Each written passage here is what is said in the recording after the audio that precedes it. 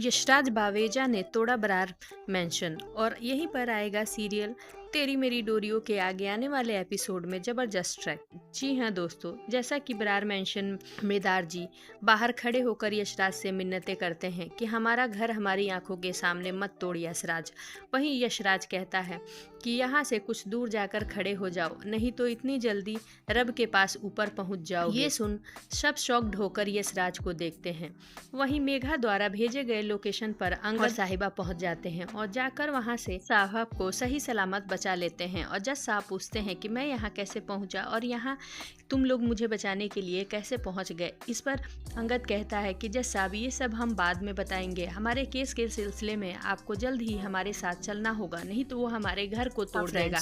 वहीं यशराज और साहिबा की ऐसी बात सुनकर जज साहब उनके साथ आने के लिए रेडी हो जाते हैं। अंगद और साहिबा उनको अपने साथ लेकर बरार मेंशन के बाहर पहुंचते हैं।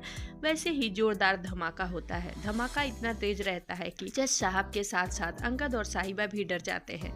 लेकिन जैसे ही जज साहब गाड़ी से निकलते हैं तो यशराज के हाथों में रिमोट रहता है और बरार मेंशन पूरा खंडहर में तब्दील हो गया रहता है। यहीं पर अंगद और साहिबा के हो।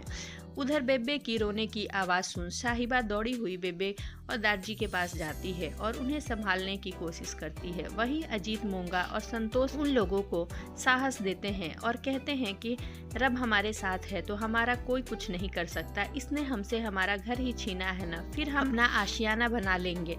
और तब तक जज के साथ पुलिस वाले भी पहुंच जाते हैं तो यशराज के हाथ में रिमोट देख उसे गिरफ्तार कर लेते हैं। जी हाँ फ्रेंड्स, आगे आने वाले एपिसोड में आपको देखने को मिलेगा कि जज के सामने सबूत के साथ यशराज को देख पुलिस वाले उसे अरेस्ट कर लेंगे और जेल लेकर चले जाएंगे। अब देखना दिलचस्प होगा आगे की कहानी में क्या नया मोड़ आएगा।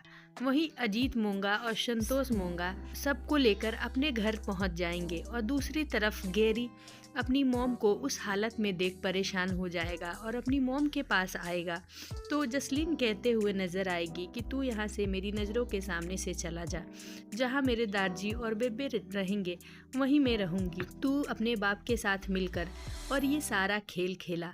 अगर तुझे जरा सी भी मेरी फिक्र होती तो आज हमें ये दिन देखना नहीं पड़ता।